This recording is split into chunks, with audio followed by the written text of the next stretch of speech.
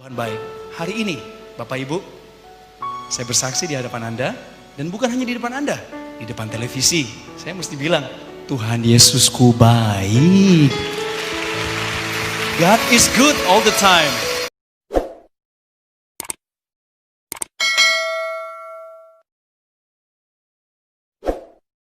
Saya datang kemari membawa kesaksian hidup saya yang saya akan bagikan live di hadapan Anda. Dan apa yang saya katakan, ceritakan ini saya nggak tambahin, saya nggak kurangin. Saya nggak mau karena saya ada di atas mimbar. Saya nggak tahu bagaimana menceritakan kisah hidup saya yang lebih dari 30 tahun ini dalam waktu 15 menit. Tapi saya berdoa di belakang, Tuhan pimpin supaya Tuhan yang pilihkan yang terbaik. Banyak orang mengira saya sudah punya modal ketika tampil di dunia entertainment. Ada modalnya. Tapi bukan uang, bukan baju, bahkan bukan rambut yang memuji Tuhan berdiri begini. Not at all. Capital saya adalah talenta. Tuhan kasih saya talenta berbicara, kasih talenta suara, bersyukur untuk itu. Tapi saya lahir dari keluarga yang sederhana. Papa saya lebih dari 20 tahun, beliau bergumul dengan pekerjaannya. Nggak pernah dapat pekerjaan tetap. Ayah saya pernah jadi mandor di sebuah proyek, pernah jadi kepala security di sebuah hotel berbintang 3. Pernah jadi pengangguran. Saya tahu kisah beliau karena saya anaknya. Nomor 1, saya punya 2 adik perempuan. Ibu saya, Tuhan kasih rezeki yang agak lebih. Karena beliau punya talenta, punya modal dari orang tuanya. Jadi yang menghidupi keluarga kami lebih dari 20 tahun sebenarnya tulang punggungnya mama saya. Nah, karena mamahnya mengambil peran ayah yang harusnya jadi sumber pencari nafkah, sering sekali ada dispute di antara mereka. Mereka sering argumen. Di depan saya, sebagai anak saya menyaksikan ayah saya kadang ditolak oleh ibu saya. Gak boleh pulang kalau gak bawa sesuatu. Tapi saya coba untuk memahami mereka. Saya gak mau menyalahkan salah satu dari antara mereka. Saya sayang sama dua-duanya. Saya cinta keluarga saya. Ayah saya gak sempat ngelihat saya seperti ini, Bapak Ibu. Lalu saya ingat dulu, ayah saya suka bisik-bisik ke saya, minta uang ke om kamu supaya bisa lanjut sekolah. Bapak saya bahkan gak bisa ngasih uang sekolah di waktu-waktu tertentu, waktu saya SD dulu. Jadi saya harus ngomong sama om saya. Dia yang bayarin. Coke si Tohang kecil bertumbuh. Puji Tuhan saya dididik di sekolah yang memang cukup strict waktu itu. Jadi saya gak ikut-ikutan gaul yang aneh-aneh. SMP saya ikut kur, ikut akapela, main basket, taekwondo. Itu aja yang saya lakukan. Tapi begitu pulang ke rumah, kadang-kadang gak damai. Tapi Tuhan baik. Pelan-pelan Tuhan kasih pengertian sama ibu saya. Bahwa itulah kemampuan ayah saya. Harusnya dia lebih menerima. Meskipun mereka kadang dingin-dinginan. Dan puji Tuhan, ayah saya dipimpin oleh Tuhan. Karena beliau meskipun perginya kemana cari nafkah, tapi pulangnya pasti ke rumah. Dia punya hati untuk keluarganya. Beliau bukan orang sukses seperti kebanyakan bapak dan ibu sekarang yang saya lihat. Tapi saya sebagai anaknya mewarisi benih yang beliau tabur dulu. Karena beliau adalah orang yang sayang sama Tuhan Yesus. Waktu saya pergi ke Jakarta pertama kali di tahun 2002, saya orang Bandung Bapak Ibu. Saya besar di Bandung. Tahun 2002 saya pindah ke Jakarta. Waktu saya kerjaan pertama yang saya ambil adalah kuli tinta. Dengar kulinya Anda jangan pikir saya bisa begini badannya karena nguli nyangkul. Enggak ada hubungannya sama semen, kuli tinta. Tukang nulis berita, saya adalah wartawan dulunya. Pekerjaan sebagai jurnalis saya ambil karena terpaksa. Sebab waktu itu saya udah gak punya uang lagi untuk lanjut kuliah. Mama saya bilang tahun 2002, setelah saya hampir 3 tahun kuliah, beliau bilang, Cok, ini hari yang paling saya takutin. Hari dimana saya gak bisa support kamu lagi dalam biaya kuliah. So, you gotta find a job. Saya harus cari pekerjaan. Jadi saya lamar kerja ke Jakarta. Maksud saya melamar ke stasiun TV itu adalah supaya saya bisa jadi pembawa acara seperti sekarang. Tapi cara Tuhan aneh bin ajaib. CV yang saya tulis sendiri itu nyampainya ke redaksi pemberitaan stasiun televisi yang bersangkutan. Jadi saya diwawancara sama HRD-nya 6 kali bolak-balik Jakarta Bandung. Tujuannya adalah supaya saya ditempatkan di divisi pemberitaan. Jadi bukan jadi pembawa acara, malah jadi jurnalis. Saya pikir it's okay lah, yang penting saya dapat kerjaan. Jadi tahun 2002 saya pindah ke Jakarta dengan gaji 1,6 juta. Hidup di Jakarta 1,6 juta tahun 2002. Saya cerita sedikit sama Anda. kos-kosan saya di daerah Pondok Kelapa, Jakarta Timur, itu 350.000. Tolong bantu saya menghitung ya. Kemudian saya lagi nyicil handphone pertama saya pakai kartu kredit tante saya. Jadi saya selama 3 bulan harus bayar 350.000. Sudah berapa tuh? 700. Setiap bulan saya transfer ke ibu saya karena beliau kan kerja, bisnisnya udah mulai goyang sejak krisis moneter tahun 98. Jadi saya transfer ibu saya 500.000. Sudah 1,2 ya? Ya, 1,2. Jangan lupa persepuluhan. Nah, saya berhenti sebentar di persepuluhan. Dulu waktu saya kerja di radio tahun 1999, gaji pertama saya 60.000 per bulan. Karena saya dibayar 1.500 rupiah per jam siaran. Jadi kalau masih ada penyiar radio yang digaji 1.500 di Solo, pulang dan bertobatlah. Saya dibayar 1.500 bos, tapi nggak apa-apa. Waktu itu saya senang-senang aja. Nah, waktu saya terima gaji pertama, ini cerita flashback dikit ya. Tante saya yang sudah di dalam Tuhan, udah berapi-api, dia ngomong gini, Cok, kamu harus kasih 1/10 dari pendapatan pertama kamu. Bahkan kalau perlu kasih buah sulung. Apa itu namboru? Tahu namboru nggak? Namboru itu bahasa Korea, artinya tante. Oh gitu ya namboru? Iya. Saya kasih 60.000-nya sama Tuhan karena saya diajar untuk setia dalam perpuluhan, jadi tak bayar. Nah, kembali lagi ke tahun 2002, gaji 1,6 juta per puluhan 160.000, betul? Ya. Dari 1,2 juta pengeluaran saya potong lagi 160.000. Silakan hitung sisanya. Nah, Anda kok ketawa ngenyek gitu ke saya ya? Apa saya ngerasa tersinggung? Saya hidup sampai sekarang, benar. It's miracle. Ini ajaib, tapi Tuhan memelihara saya lewat kesetiaan perpuluhan. Tuhan baik, gaji saya naik. Oh iya. Dan saya diajar, perpuluhan tuh bukan ngasih ke hamba Tuhan, enggak, kembaliin ke Tuhan, biar ada makanan di rumah Tuhan. Berapapun yang saya dapat, setiap kali habis ada MC di akhir pekan dulu waktu saya jadi wartawan, saya potong langsung. Bapak Ibu jangan berpikir ini gampang buat saya, karena pernah suatu kali, saya kekurangan, saya negosiasi sama Tuhan, saya bilang Tuhan boleh gak saya pakai dulu perpuluhannya, bulan depan saya lipat gandakan. Saya hampir mengambil bagiannya Tuhan, tapi hati saya gak damai. Nggak damai. Tuhan bilang jangan takut, saya akan pelihara kamu. Jadi saya ambil langkah radikal, saya ke ATM, saya ambil itu uang langsung masukin amplop, hari Minggunya gereja tanpa babi bu lagi, saya masukin ke dalam kotak dengan gemetar. Dalam nama Yesus aku percaya pemeliharaanmu nyata, tak masukin nggak bisa diambil lagi. Anda tahu apa yang terjadi? Saya punya saudara di Jakarta. Nah saudara saya ini senang kalau saya datang ke rumahnya. Jadi pemeliharaan Tuhan itu sederhana loh, tapi sebenarnya itu bentuk pemeliharaannya. Saya ditelepon sama tante saya, Cok, apa kabar? Gimana kos-kosan? Aman? Aman, Namboru. Sini dong main ke rumah saya. Ini sepupu-sepupumu kangen. Oke, dijemput sama supirnya. Kalau dijemput supirnya saya ngeluarin ongkos kan? Aman. Pergi ke rumahnya nginep 2 hari. Di rumahnya makan tentu dari beliau, betul? Dari beliau. Libur di sana, pergi ditraktir. Pulang ketika saya mesti kerja lagi, disangoni. Dikasih amplop. Iya. Coki gimana? Ada nggak uangnya? Oh nggak usah Namboru, nggak usah. Oh nggak apa-apa. Oh makasih Namboru. Puji Tuhan. Masukin. Saya dulu nggak sadar itu bentuk pemeliharaan Tuhan loh saudara. Iya. Terus saya tiba-tiba bisa melewati aja minggu itu dengan hebat. Padahal gaji udah menipis. Sampai akhirnya saya berhenti bekerja di tahun 2005. Saya resign dari kantor itu dengan gaji terakhir. Sorry saya belak-belakan aja nggak apa-apa kan? 3,2 juta. Belum sarjana loh. Karena kuliah saya mandek waktu itu. Sampai sekarang pun masih. Well, saya cerita apa adanya. Jadi saya keluar tahun 2005 Bapak Ibu, berkat pertolongan Tuhan, saya mendapatkan kesempatan untuk memulai karir saya di dunia entertainment. Tahun 2005, saya dapat kontrak 12 episode. Akhirnya saya keluar dari pekerjaan sebagai wartawan, mengejar cita-cita jadi pembicara dan pembawa acara seperti sekarang. Saya pikir semuanya mulus Bapak Ibu.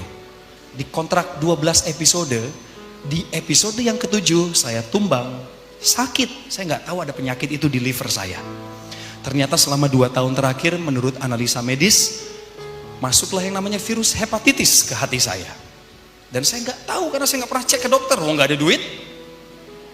Tahu-tahu pagi itu ya udah, saya bangun, saya merasa badan saya makin lemah. Mata saya celong, jadi masuk ke dalam gitu Bapak Ibu. Kurus, tirus pipinya, kuning matanya. Perutnya buncit, badannya kurus. Saya nggak tahu sakit apa. Sampai pagi saya bangun, saya bilang sama Mbak, tolong bikinin saya mie instan, sarapan. Mohon maaf, saya masukin yang pertama saya muntah. Lalu dibawa sama sahabat saya cek darah ke laboratorium dan saya menginap di rumah tante saya. Begitu keluar hasil tes darahnya, saya takut sekali Bapak Ibu. Saya takut banget karena sahabat saya ini orang Batak. Dia bawa hasil lab itu, ketemu sama namburu saya yang nungguin saya di sana. Dan inilah susahnya orang Batak. Ekspresif. Sahabat saya ini masuk ruangan, saya kan lagi terkapar sakit, dia masuk ruangan terus dia gini. Namburu, dia pelukan. Saya ini yang stres kan nungguin hasilnya. Ini kenapa dia sampai nangis? Bener, saya takut sekali, saya bilang takut. Jangan-jangan ada kanker, ada apa, aduh, enggak. Saya bilang, tolong kamu ngomong dulu sama saya dong, apa hasilnya? Dibuka hasilnya Bapak Ibu. Kalau Anda cek darah sekarang Anda sehat, cek kondisi liver Anda, SGPT, SGOT, betul ya? Itu SGPT nggak boleh lebih dari angka 41, SGOT tidak boleh lebih dari 39. Jadi kalau udah di atas itu, hati-hati, Anda sudah kena liver. Anda harus istirahat maksimal, minum obat beberapa minggu. Anda tahu hasil saya berapa? Mau tebak-tebakan angka? Sebut aja nggak apa-apa, saya nggak akan tersinggung. 100. Oh makasih loh ada yang nyebut 100 di belakang, kamu doain saya. Wow, faktanya brother, SGPT saya 1500, puji Tuhan. SGOT saya 900. Dan saya masih bangga sampai sekarang punya hasil itu. Saya taruh, saya figura. Setiap kali saya lihat figura itu saya ingat, Tuhan menyelamatkan saya dari ujung maut. Oh ya, saya nggak main-main soal ini. Tapi bukan soal kesembuhan loh. Saya pikir kesembuhan itu goalnya, enggak. Karena waktu saya masuk rumah sakit, masuk kelas 3, berenam, nggak ada TV. Saya nggak mampu untuk bayar yang kelas 2, kelas 1. Saya anak paling tua, saya harus berjuang sendiri, ngapain lagi ngerepotin keluarga. Jadi saya masuk ke ruangan rumah sakit itu, semuanya diem-dieman. Ada yang sakit demam berdarah, ada yang habis operasi hernia, ada yang kena liver, hepatitis B sebelah kanan saya. Semuanya sakit, nggak mau ngobrol. Saya terbaring di sana dan saya ingat di sebelah kiri saya ada Alkitab warna hijau yang saya terima tahun 1999 dibaptis pertama kali. Saya cuma pegang Alkitab yang dibawakan ibu saya dari Bandung, saya nangis baca Alkitab. Tahu kenapa nangis? Karena saya udah lama nggak baca Alkitab. Saya ingat waktu saya sakit itu loh, Tuhan bilang sama saya, loh kemana aja? Kamu nggak kangen sama aku ya? Saya ingat flashback lagi 2 tahun terakhir hidup saya sebelum saya sakit itu kacau balau Pak, Bu. Mohon maaf ini, gereja sih gereja, kadang nggak gereja juga, tapi udah nggak ada saat teduh, udah nggak ada hubungan intim sama Tuhan, nggak ada. Saya harus saksikan sama Anda. Pagi bangun tuh udah kayak biasa aja, doa singkat pergi. Malam lebih lagi. Jangan harap saya berdoa baca firman, doa aja sambil tidur Bapak Ibu. Tuhan Yesus yang baik, aminnya besok pagi. Bener, kacau, messed up with my life at that moment. Jadi waktu di rumah sakit itu saya lihat Alkitab, saya nangis, saya bilang Tuhan ampuni saya.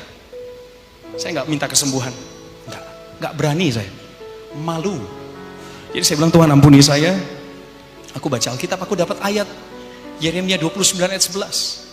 Sebab aku ini mengetahui rancangan apa yang ada padamu, yang ada padaku mengenai dirimu, yaitu rancangan damai sejahtera dan bukan mendatangkan kecelakaan, untuk mendatangkan masa depan yang penuh harapan. Saya pegang itu ayat, tapi faktanya saya di rumah sakit. Jadi saya yang mengeluh lagi sama Tuhan. Kenapa? Tuhan bilang saya mau dikasih masa depan cerah, tapi hari ini saya sakit liver Tuhan. Saya sabar, saya kembali kepada purpose driven life saya, buku yang menolong saya itu juga, dan kembali kepada Alkitab. Setelah saya keluar dari rumah sakit, Tuhan sembuhkan saya secara ajaib dengan cepat. 3 bulan saya recover, meskipun berat. Diem di rumah nggak ngapa-ngapain, cuman keluar rumah kena matahari sedikit, masuk lagi ke rumah nonton televisi. Stres kalau nonton TV Bapak Ibu, karena tahun 2006 saya nonton TV, saya ngelihat presenter tuh keren-keren, pemain sinetron, wah bajunya keren bagus. Saya nggak punya modal itu. Saya harus mulai dari nol, karena saya lagi sakit kan. Saya lagi pemulihan, stres. Setiap stres saya kembali lagi ke firman. Saya nggak punya pegangan lain. Kamus saya semua sudah dibakar. Buku petunjuk saya, Yellow Pages, nggak ada. Adanya Alkitab. Ya wes, kita baca aja. Saya merasakan dikuatkan. 2006 memulai karir, 2007 Tuhan angkat. Yang dulunya hilang sama iblis dicuri, biaya-biaya yang nggak penting, membuat saya sakit, Tuhan kembaliin. Tuhan kembaliinnya nggak 1-2 kali lipat. Tuhan ingat mungkinnya dulu pernah saya menabur. Meskipun waktu dulu saya menabur, saya nggak minta sama Tuhan, Tuhan berkati saya 10 kali ganda, 1000 kali ganda. Saya hanya taat saja mengembalikan perpuluhan itu. Tapi Tuhan baik. Hari ini, Bapak Ibu, saya bersaksi di hadapan Anda, dan bukan hanya di depan Anda, di depan televisi. Saya mesti bilang, Tuhan Yesusku baik. God is good all the time. And all the time God is good. Oh, banyak sekali yang pengen saya ceritain, tapi nggak malam ini. Sepertinya Anda harus mengundang saya lagi.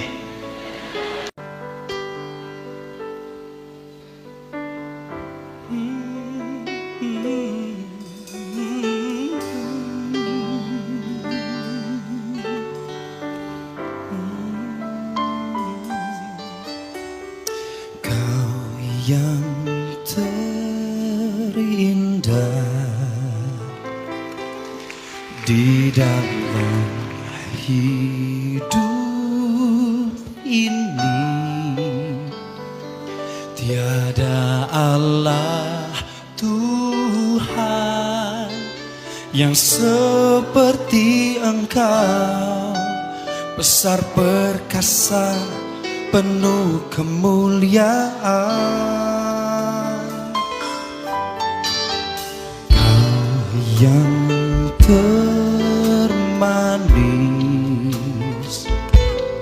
di dalam hidup ini, ku cinta Kau lebih dari segalanya.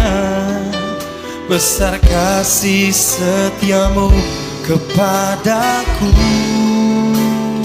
ku sembah Kau ya Allahku, ku tinggikan namamu selalu, tiada lutut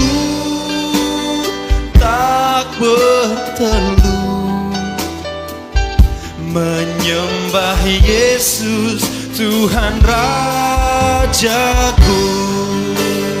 Ku sembah Kau ya Allahku, ku tinggikan namamu selalu, semua lidah kan mengaku Engkaulah Yesus Tuhan Rajaku.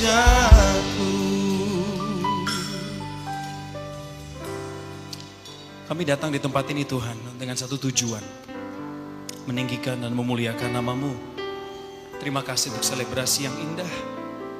Tapi lebih penting buat kami adalah mengenal Engkau lebih dalam lagi. Pengenalan akan Tuhan adalah yang utama dalam hidup kami. Karena perayaan bisa selesai dalam semalam. Tapi apa yang mau kami lakukan besok, kami perlu Engkau Tuhan. Oleh sebab itu kami berkumpul jemaat-Mu GBI Keluarga Allah. Kami punya nama Gereja Keluarga Allah. Bukan sekedar sebut sekedar nama. Tapi Engkau yang menaruh di hati gembala. Dan Engkau yang menaruh di hati setiap kami. Bahwa kami adalah keluarga-Mu, keluarga Allah. Sebagai bagian dari keluarga Allah, kami juga berhak atas warisan kerajaan Allah. Kami klaim kerajaan Allah ada di rumah kami. Kami klaim kerajaan Allah ada di marketplace, tempat Tuhan menaruh kami. Kami klaim kerajaan Allah ada di kampus, sekolah. Dan terlebih kerajaan Allah ada di tempat ini. Oleh karena Engkau Bapa yang baik. Thank you Lord.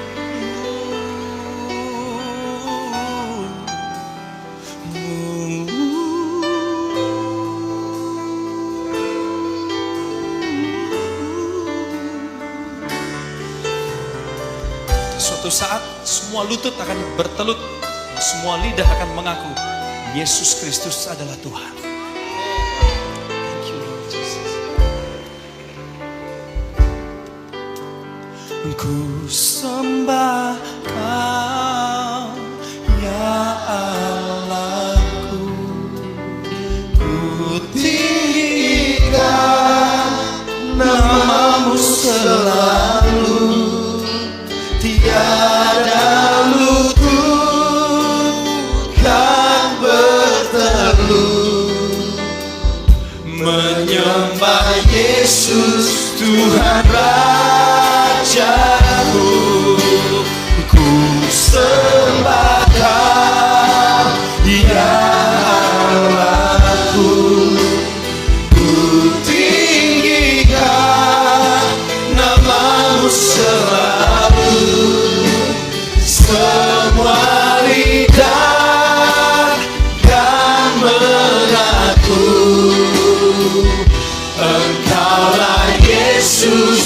Tuhan Rajaku.